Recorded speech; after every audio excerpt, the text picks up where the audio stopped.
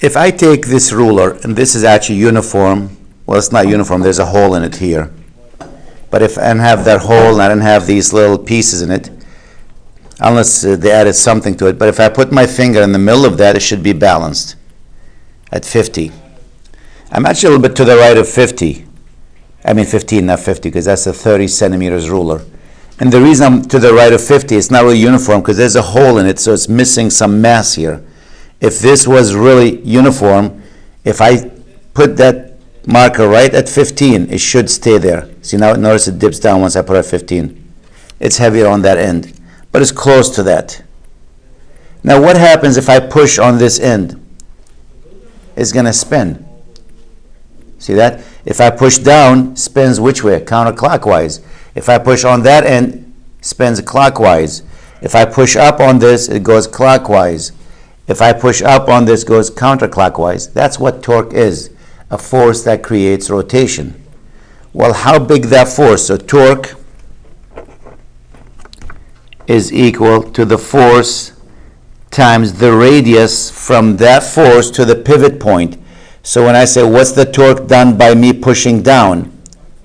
If I push down with my finger, I don't know if you can see it, I need to know how much force I'm pushing down with and what's the distance from the force to that pivot point. Now, if you ever try to open something or loosen a nut that's rusty, you know, you get the wrench, small wrench, you go, let me just loosen this nut here. Here's the wrench. And the nut is inside it. You try to loosen that. You're pulling, you're pushing down on this. And if it doesn't open, what do? You get a bigger one. Or if you try to change the tire, a flat tire, and you're trying to loosen that nut and you can't, then you go and find a longer rod there, a lot bigger wrench to loosen it now. And if you get a longer one,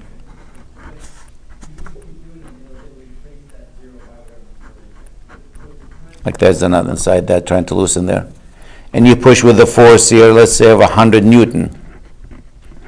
And the distance from here to here is 0.5 meters. Then the torque done by me, the force that creates rotation, the torque is equal to the force, which is 100, times the distance, which is 0.5. Notice the force and the distance, I'm using the distance that's perpendicular to that force. That's equal to 50, and the units for torque is Newton meter. 50 Newton meter.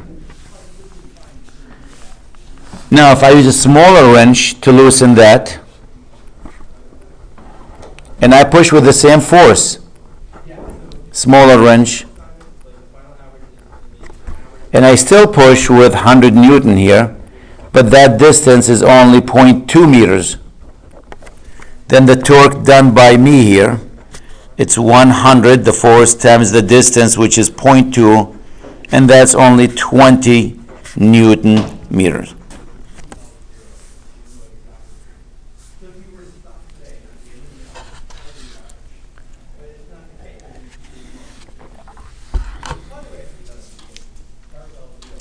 If you want to pick a big rock, lift it up. Let's say something's stuck under a rock, you want to lift it up. It's a big rock. You go to pick it up, it's too heavy. Your back is killing you. So what do? Rolling. Well, it's stuck there. Well, rolling is good, but it's a heavy one too. Just want to pick it up, but if you can roll it, it'll be great. So usually you take a piece of wood, a long piece of wood, and you take another piece of wood and put it under right there. If you do that, when you pull on this, you're going to see that rock move up. It doesn't take much actually force to push down to lift that rock. The minute you start to push down here, it could be 50 Newton, which is not a lot. You're going to see that rock start to rise. Now, if you start pushing here, good luck. That thing is not going anywhere. If you get a small piece of wood, go, let me push. You push and nothing is moving. So the farther you go, because the arm now, we call that the arm, from the force to that pivot point is much longer, which create a larger torque. Now what happens if the force that you push on, it's not perpendicular to the arm? Then the equation is not force times R.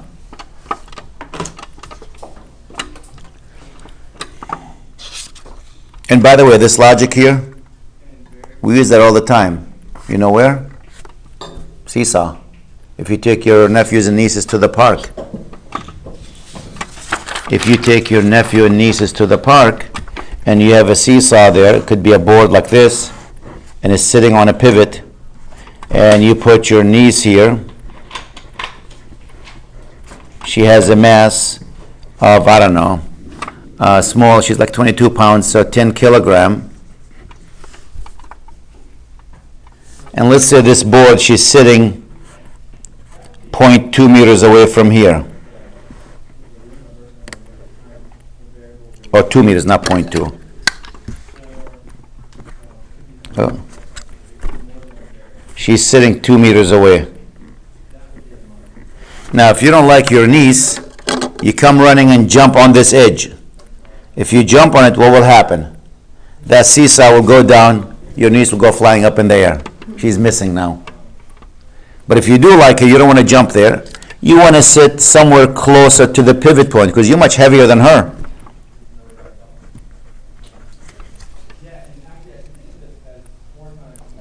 And the question, where should I sit? That's, by the way, next week's lab, next Tuesday. Where should I sit for the seesaw to be even? So I go down, up, down, always trying to balance there. If my mass is 72 kilogram, how far from the pivot point I should be sitting here to make sure that thing always goes back to even?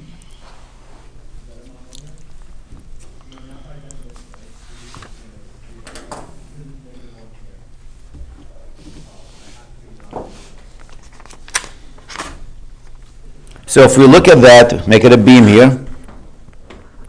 There's the pivot. We have a force that's pushing down. That force is the weight of the child, which is mass times gravity, which is what? 98 Newton meter. That's the weight. It's 2 meters away from the pivot point.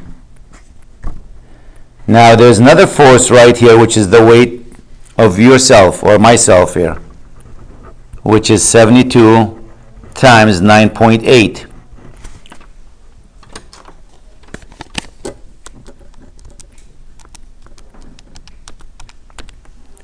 That's 705.6.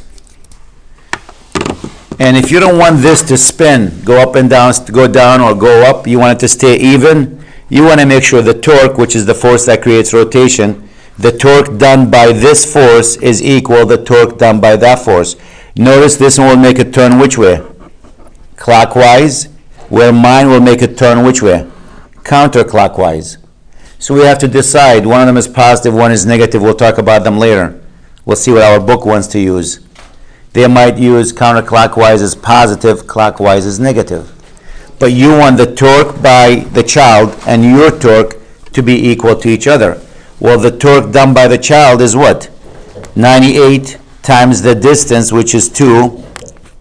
It should equal the torque done by you, and the torque done by you is your weight, which is 705.6, times the distance, which is x, from here to there.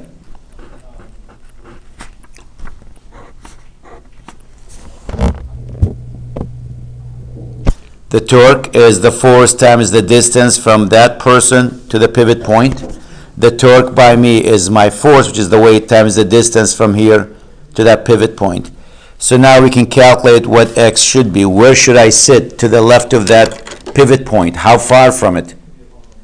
98 times 2 divided by 705.6. And I should sit roughly 0.3 or 28 meters.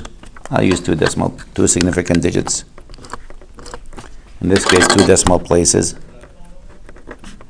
So I should be sitting roughly 0.28 meters away from that pivot point because I weigh much more than the child.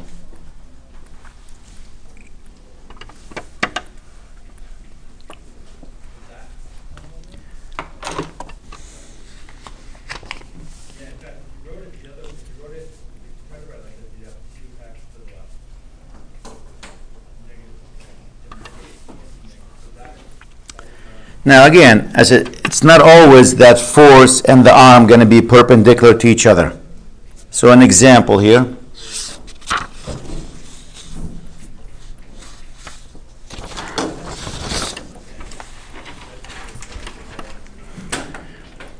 Let's say you're loosening a jar. Jar of what? Mayonnaise? You try, or changing the oil in your car. You're twisting, is nothing happening. So what do? There's the oil filter. You get this contraption, which looks like a ring that goes around it, and you start to pull in that direction. You want to take that oil filter off the car, or you want to loosen the jar of mayonnaise. They have these contraption that you can attach it there, it wraps around, then you pull on it, and it will loosen it. But you're pulling in that direction, and the radius of this is this direction. This is the radius. So they're not on 90-degree angle. One is going different direction. My picture looks like 90-degree angle, so let me just modify the picture a little bit so it doesn't look like 90-degree angle.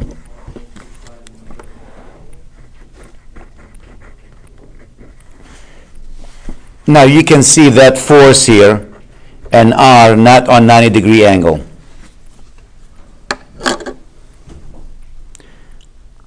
I need to know one of the angles. So which angle? If I give you this angle theta,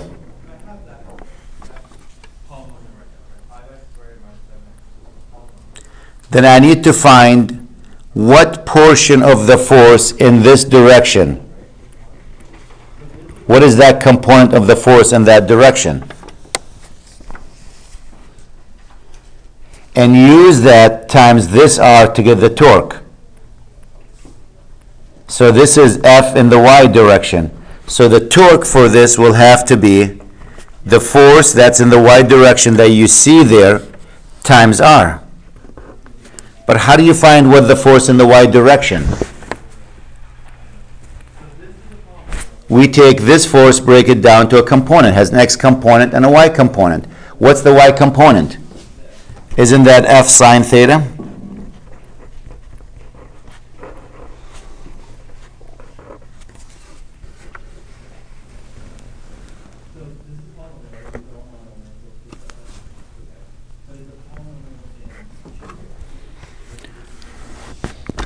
So the force actually, or the torque now, it's F sine theta. Our book uses F sine theta times R.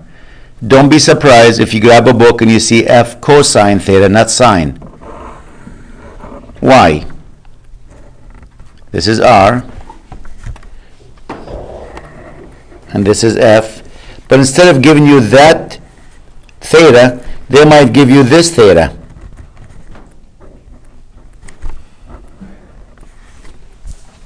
Notice now theta is with respect to the y-axis. This is with respect to the x-axis. So this side here, you need to find what that component here, F in the y direction, that's really the adjacent to this angle, not the opposite, the adjacent. So for this, the torque will be F in the y direction times R, and that'll be F cosine theta times R. So be careful. Is theta given to you with respect to the x-axis or with respect to the y-axis? If it is with respect to the x-axis, then it's going to be F sine theta times R. If it's with respect to the y-axis, it's F cosine theta times R. Not sine.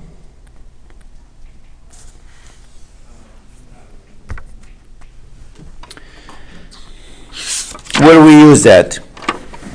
If you're riding your bike, going to school, bicycle, and when you're pedaling there, ideally when you're pedaling, you want to push your weight when the pedal is right there. You want all your weight to be down when the pedal is flat like this, ideally, because you get the largest torque at that time. I forgot, I should have brought my bike. The length of that arm, but let's say it's what, probably 30 centimeters, the pedal. That's about 30 centimeters. Probably even less than, it's less than that. I will have to say maybe even probably let's say 22 centimeters.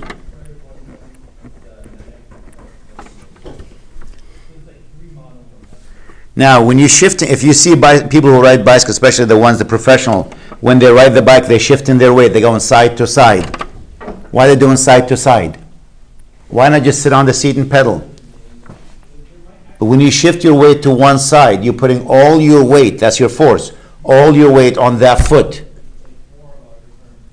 So if the person has a mass of 75 kilogram, now you're taking the weight of that and shifting it to that leg there, and all the weight is pushing down.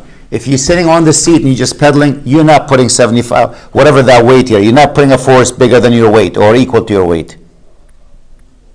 So the weight here will be 75 times 9.8.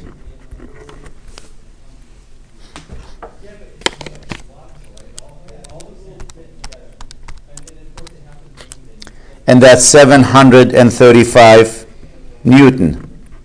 So ideally, if you push when the arm is right there, the torque that you're supplying to your bike now is going to be force times R, and the force is 735 times R, which is 0.22.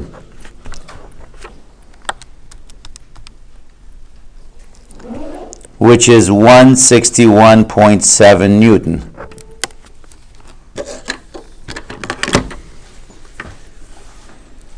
Now, the worst thing you can do for that bike if you want to race there and get the bike moving is wait till the pedal is up there and push down.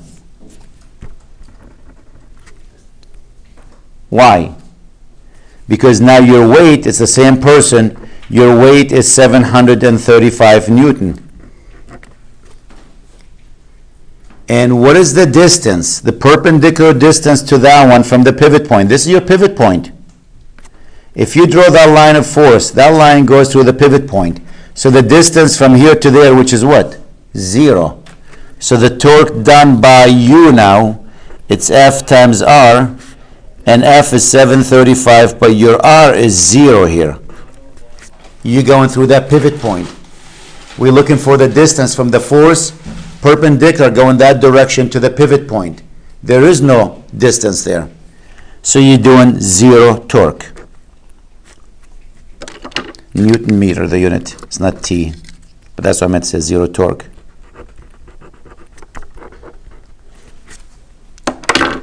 If I push on that door in this direction, I can push as hard as I want to. That door is not going to spin. Because I'm pushing R0. I'm pushing, this is the pivot point right there. And my force goes to the pivot point. There's no R. But now if I want to open that door, I just push gently with my finger, the door open. Watch this. Try to open the door by pushing here. I'm almost going to break my finger before the door opens. You can see my finger is bending just to get it to go. The farther you push, the farther you are, the easier to push there. Because R is bigger. On bicycle, we can't always get a person to push at that spot. So a lot of times what happens, you're pushing when the arm might be like this. And you're pushing down like this. That's your 735 Newton. You take your weight and you shift it when that arm piece, it's not on a 90-degree angle with F. So what I need to find is what theta is. Again, if that arm is 0.22, I need to find that distance that's perpendicular to that force. What is that distance? Well, so if this angle here, if I give you that angle,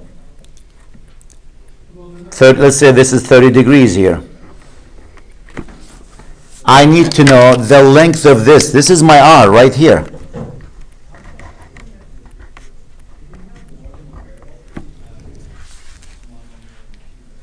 It just happens to be R in the X direction, right? I call R in the X direction. So the torque will be that 735 times that R in the X direction. Well, what is the R in the X direction? You got a triangle right here. What is the length of this leg? Isn't that the cosine? That's the adjacent. So in this case, R sub x is equal to the 0.22 times cosine 30 degrees. What's 0.22 times cosine 30? I forgot to check and see which mode I'm in first. I'm in degree, yep. So 0.22 times cosine of 30. It's 19.19. So the torque is going to be 735 times 0.19. I'm using all the digits here. And instead of 161.7, you're only getting 140.0 Newton meter.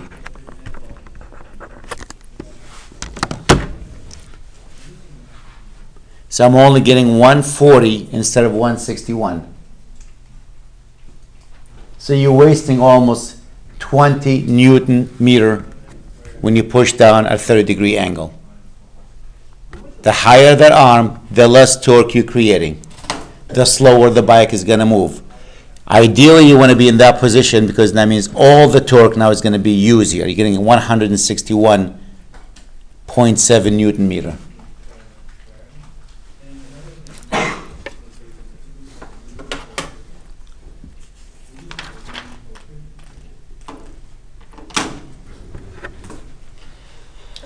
Now, as I said, torque could be positive or negative. Torque is positive in our book, and different book might change it. But in our book, torque is positive, greater than 0, if it creates what? Counterclock angular acceleration. Counterclock angular acceleration. If the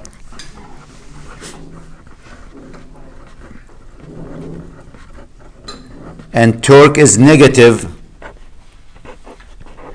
if it creates what?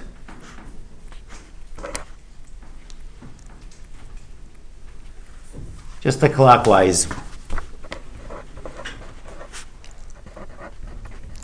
angular acceleration.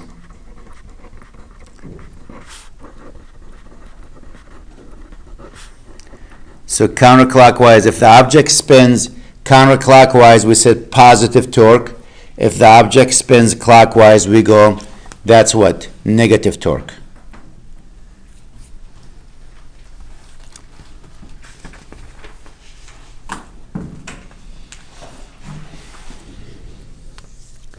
So let's see positive, negative torque.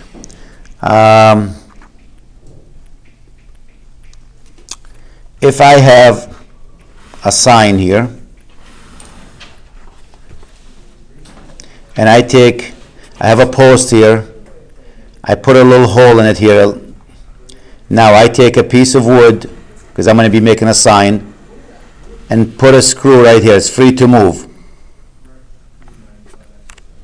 It's free to move. So let's say this piece has a mass of 5 kilograms. It's a heavy piece of wood because I'm going to be hanging a sign that says honey for sale. Let's say we have some bees, we're selling honey.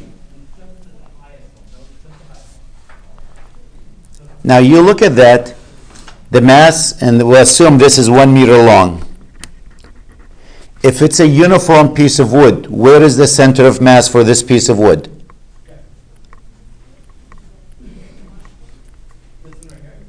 Where is the center of mass?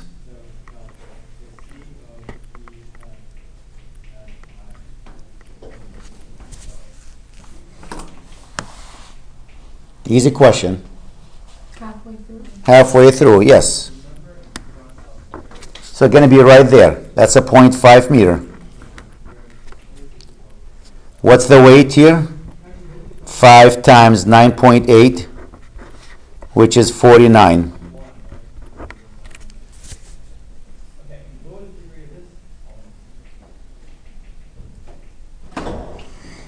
So is the torque here positive or negative? Is the weight of that piece of wood going to make it spin clockwise or counterclockwise?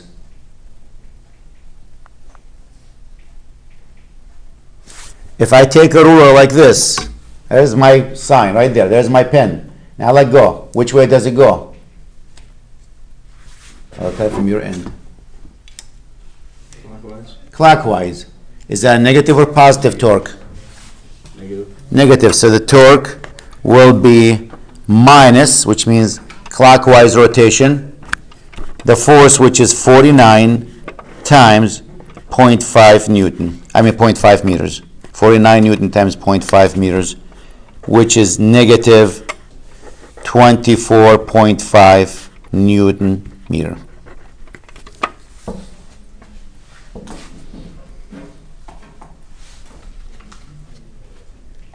Now usually when you're making a sign like this, to make sure it doesn't fall, what do?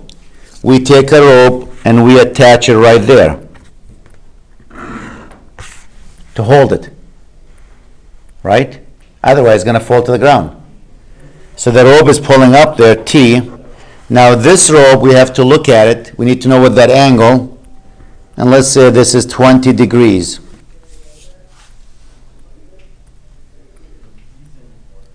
So when you look at that rope, I need to know what force is pulling up on it. That force in this direction is going to be T times what? Sine 20 here.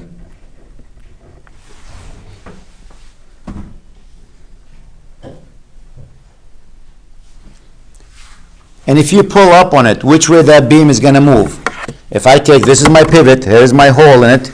If I pull up, which way is it going to move? Counterclockwise. So this will have a torque that's positive, and the value of that is what? T, the tension, whatever that tension, sine 20 times the distance, which is 1 meter. And if I know what T is, I can tell you what that torque is. Sine 20 is 0.34 times 1. That's 0.34 T.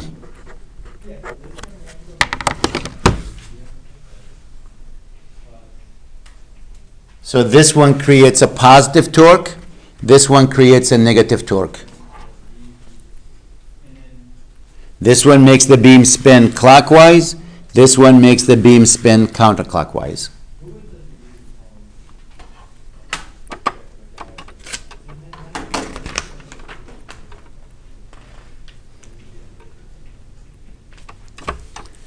So let's get to the application of torque.